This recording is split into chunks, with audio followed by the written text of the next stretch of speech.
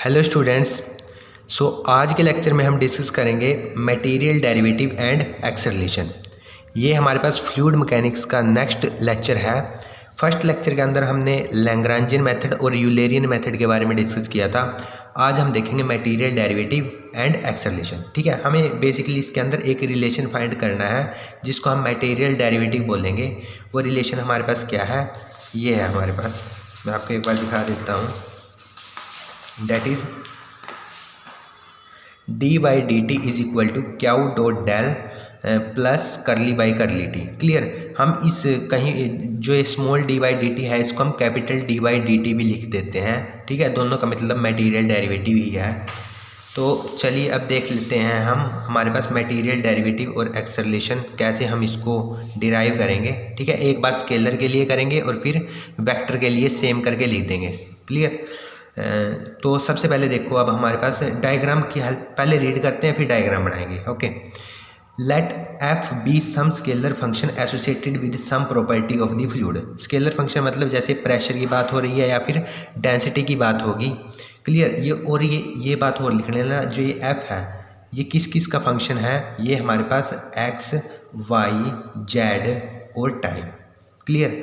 मतलब ये यहाँ पर ये लिखना लेना एफ एक्स वाई जेड और T be some scalar function associated with some property of the fluid. मतलब जैसे प्रेशर होगी, स्केलर फंक्शन की बात कर रहे हैं हम, और डेंसिटी हो गई।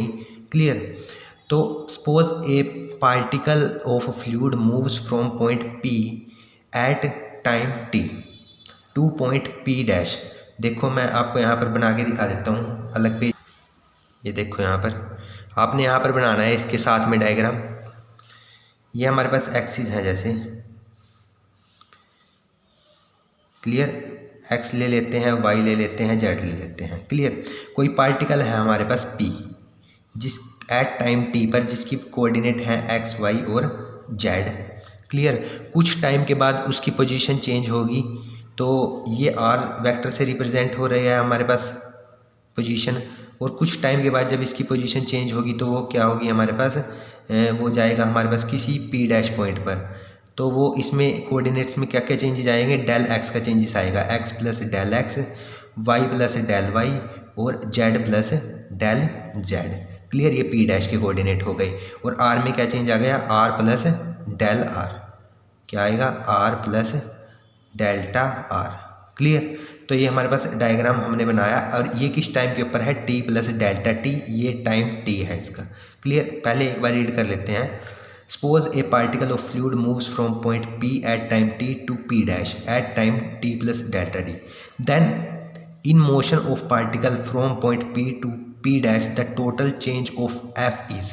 ठीक है, अब एफ के अंदर चेंजेस की बात करेंगे due to movement of a fluid particle from point P to P dash. जब पार्टिकल पी से पी डैश की तरफ गया तो उसके बिहाव पर हम इस एफ के अंदर क्या चेंज आया उसको डिस्कस करेंगे।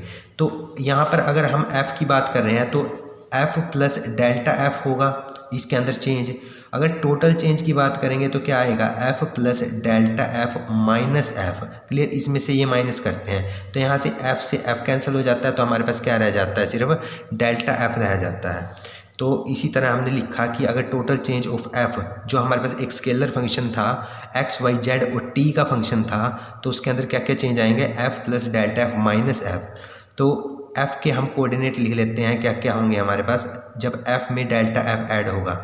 डेल्टा एफ ऐड होने का क्या मीनिंग है, एफ किस किस का फंक्शन है, एक्स वाई जेड और टी का। तो यहाँ पर हम क्या लिखेंगे, X plus delta X, Y plus delta Y, Z plus delta Z और टी प्लस डेल्टा टी। क्योंकि हमारे पास एफ किसका फंक्शन था, एक्स वाई जेड और टी का। इसके अंदर जब चेंज किया हमने, और माइनस एफ मतलब फिर यहाँ पर लिख दिया हमने minus F X Y Z और टी। क्लियर। नाउ अब यहाँ पर हमारे पास टेलर एक्सपेंशन लगाएंगे हम। टेलर एक्सपेंशन क्या होती है मैं आपको लिख कर बता देता हूँ पहले।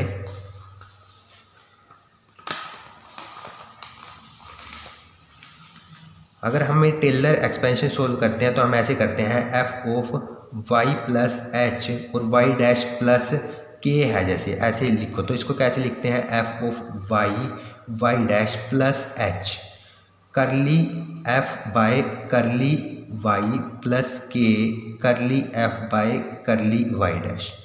क्लियर? कैसे करते हैं, पहले एफ लिखते हैं ये दोनों पॉइंट्स वाई और वाई डैश, प्लस जो चेंज है इस वाई में वो लिखते हैं, और करली एफ का इस वाई के रिस्पेक्ट में डेरिवेटिव, प्लस ये के एज इट इज़ जो मतलब चेंज है हमारे पास इस वाई डैश में सेकंड कोऑर्डिनेट में वो एज इट इज़ जो चेंज है, और फिर करली एफ का इसके रिस्पेक्ट में डेरिवेटिव। अब इसको इससे कंपेयर करो तो इसको हम कैसे एक्सपेंड करेंगे। हम सबसे पहले क्या करेंगे, ये एफ ऑफ ये एक्स वाई जेड और टी एज इट इज़ लिख लेंगे, लिख लिया, प्लस हमारे पास क्या है फिर चेंज लिखेंगे। चेंज क्या है, एक्स के अंदर हमारे पास कितना चेंज है डेल एक्स का, वो del X as it is लिख लिया, साथ में इसका डेरिवेटिव इसके रिस्पेक्ट में मतलब करली एफ का डेरिवेटिव एक्स के रिस्पेक्ट में लिख लिया, प्लस जो इसमें वाई में चेंज है वो लिख लेंगे, ये लिख लिया हमने वाई में चेंज है डेल वाई, प्लस एफ का डेरिवेटिव वाई के रिस्पेक्ट में, प्लस जो जेड में चेंज है वो लिख लिया, फिर एफ का डेरिवेटिव जेड के रिस्पेक्ट में, प्लस जो टी में चेंज है वो लिख लिया, एफ का डेरिवेटिव टी के रिस्पेक्ट में, और प्लस हायर ऑर्डर टर्म्स ऐसे ही स्केयर के लिए लिखेंगे और 3 पावर के लिए लिखेंगे। क्लियर? यह है हायर ऑर्डर टर्म्स, वो हम नेगलेक्ट कर देंगे। क्लियर? और माइनस में ये चल रहा था F of X Y Z और टी। क्लियर? मैंने आपको थोड़ा सा इससे कंपेयर करके बताया क्योंकि हम इसको ठीक है ऐसे लिखते हैं, अगर 2 के लिए लिखेंगे तो पहले Y Y dash as it is, plus जो चेंज है और एफ का इसके रिस्पेक्ट में डेरिवेटिव, प्लस जो चेंज वाई डैश में है वो एज इट इज़ लिखेंगे, और इस एफ का इस वाई डैश के रिस्पेक्ट में डेरिवेटिव, अगर कोई जेड हो तो जेड के रिस्पेक्ट में ऐसे ही मैंने आपको यहाँ से ये बता दिया। क्लियर? तो ये हमने क्या लगाई यहाँ पर टेलर एक्सपेंशन लगा दी। उसके बाद हम क्या करेंगे, देखो यहाँ से तो हमारे पास ये किसके इक्वल चल रहा था, F plus delta F minus F, तो एफ से एफ कैंसिल हो गए, डेल्टा एफ के इक्वल ये सारी टर्म आ जाएगी हमारे पास। ये हमने ऐसे ही लिख लिया यहाँ से, ये देखो। क्लियर? यहाँ पर क्या था हमारे पास, यहाँ से देखते हैं, ये देखो। Clear? So delta F is equal to, ये मेरे पास क्या हो जाएगा, देखो यहाँ से ये वाली टर्म और ये वाली टर्म तो कैंसिल हो गई, ये प्लस में है माइनस में। क्लियर? तो ये वाली टर्म रह जाएगी, प्लस हायर ऑर्डर टर्म्स हमने निगलेक्ट कर दी। तो हमारे पास क्या आ गया, curly F by curly X del X, plus curly F by curly Y del Y, plus curly F by curly Z del Z, plus curly F by curly T और डेल टी। यहाँ तक हम पहुँच गए। अब हम क्या करेंगे, अब हम करेंगे लिमिट अप्लाई करेंगे, delta T tends to 0। Clear? Limit apply करने से पहले हमने डेल्टा टी से अगर हम डिवाइड करते हैं यहाँ से, ये डेल्टा टी से, यहाँ पर भी डेल्टा टी से, डेल्टा टी से, डेल्टा टी से और डेल्टा टी से, और फिर उसके बाद हम लिमिट अप्लाई करेंगे delta T tends to 0 both side. Clear? इसको हम लेट कर लेते हैं कि limit delta T tends to 0 del F by del T किसके इक्वल है, delta D F by D T के इक्वल है। क्लियर? इतनी बात आपको clear. Capital D F by D T भी हम इसको लेट कर सकते हैं, फिर वो मटेरियल डेरिवेटिव आपके पास कैपिटल डी के अंदर आ जाएगा। अब ध्यान से देखना, एक चीज़ और बता रहा हूँ मैं आपको, 1 मिनट।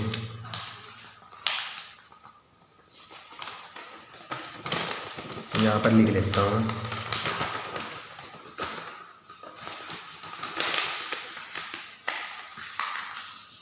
ये देखो, अगर हमारे पास आए limit delta X to 0 delta X by delta T, ये हमारे पास किसके इक्वल होता है, D x by D T के।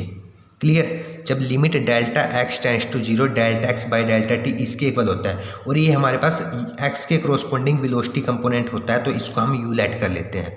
अगर हमारे पास वो limit delta y tends to 0 del y by del T, तो इसको हम लिखते हैं d y by D t. आपने velocity at a point discuss करा होगा, तो वहाँ पर हम क्या करते हैं, जब हमारे पास क्या होता है कुछ इस तरह होता है, वो Q is equal to limit delta T tends to 0 del R by del T.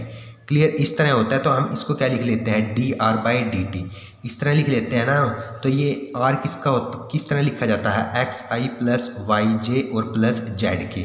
अब यहाँ पर हम एक्स कंपोनेंट की बात कर रहे हैं, वाई कंपोनेंट की और जेड कंपोनेंट की। एक्स के केस में d x by D t, इसको यू लेट कर लेते हैं क्योंकि वेलोसिटी क्या होता है हमारे पास, u i plus v j plus डब्ल्यू के, यू वी डब्ल्यू होते हैं उसके कंपोनेंट, तो यहाँ पर ये वी आ जाता है, और जेड के केस में वो डब्ल्यू के इक्वल आ जाता है। क्लियर? ये बात आपको ध्यान रखनी है।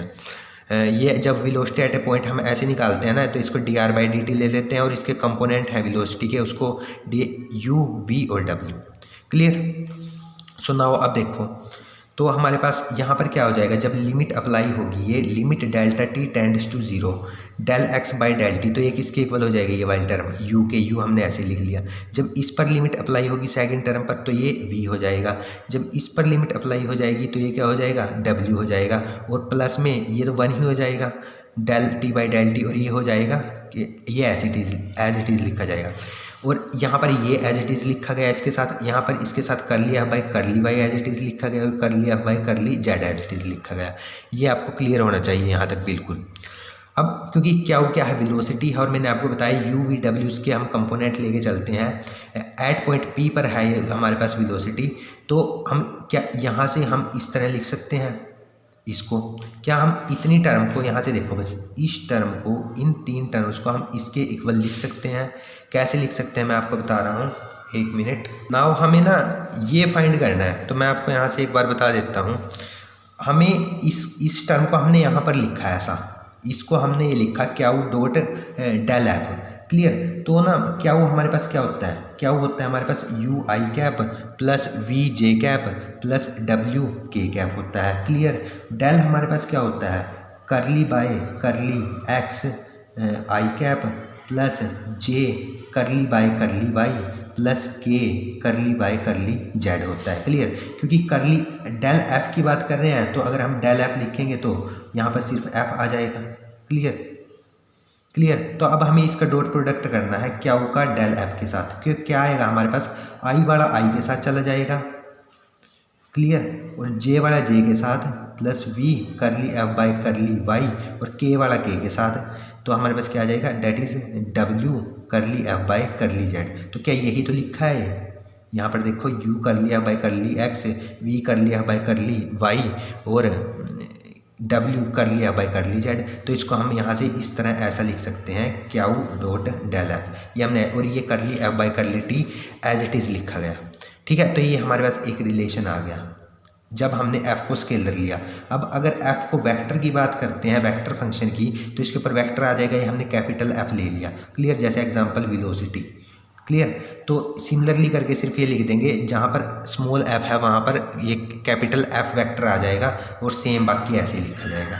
क्लियर। अगर इसको हम 1 लेट कर लेते हैं और इसको हम सेकंड लेट कर लेते हैं, तो दोनों को कंबाइन करके हम फोर स्केलर और वेक्टर के लिए कैसा लिख, तो हमने ये वेक्टर के लिए लिख लिया, तो हम फर्स्ट और सेकंड को कंबाइन करके कैसे लिख सकते हैं, फर्स्ट और सेकंड को हमने for both scalar and vector function we establish the operational equivalence. हम क्या करेंगे, यहाँ से ये f को हटा देंगे, तो हम क्या लिख देंगे, d y d T is equal to क्याउ dot del plus curly by curly t. इसी को हम क्या बोलते हैं, material derivative.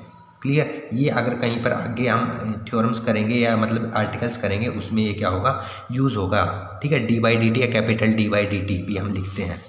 This is known as material derivative और differential derivative along the motion of particle, और पार्टिकल डेरिवेटिव, डिफरेंशियल फ्लोवर भी बोलते हैं इसको। क्लियर। एक वर्ड और याद रखना आप। क्लियर। तो जो ये टर्म है हमारे पास क्याउ डॉट डेल, इसको हम कन्वेक्टिव डेरिवेटिव भी बोलते हैं। करली बाय करली टी को हम लोकल रेट ऑफ चेंज बोलते हैं। ठीक है। या फिर क्याउ डॉट डेल को कन्वेंशनल टर्म बोल देते हैं यहाँ पर। क्लियर। अब हमने मटेरियल डेरिवेटिव तो निकाल लिया रिलेशन उसका। अब हम क्या करेंगे, अब हम अगर एक्सेलरेशन निकालना चाहें, तो जहाँ पर हमारे पास यहाँ पर सेकंड के अंदर f था, अगर यहाँ पर हम क्या कर दें, वेलोसिटी कर दें, तो चेंज इन वेलोसिटी, तो क्या हमारे पास एक्सेलरेशन ही आ जाता है। तो एक्सेलरेशन हम ऐसे फाइंड आउट कर लेंगे। तो हमने क्या किया, अगर हम चेंज करें क्याउ को f से, तो हमारे पास क्या आ जाएगा यहाँ पर, डी क्याउ by D T is equal to क्याउ डेल क्याउ प्लस करली क्याउ बाय करली टी, क्योंकि हम क्याउ क्या लेते हैं, फ्लूइड के पार्टिकल की वेलोसिटी। ठीक है।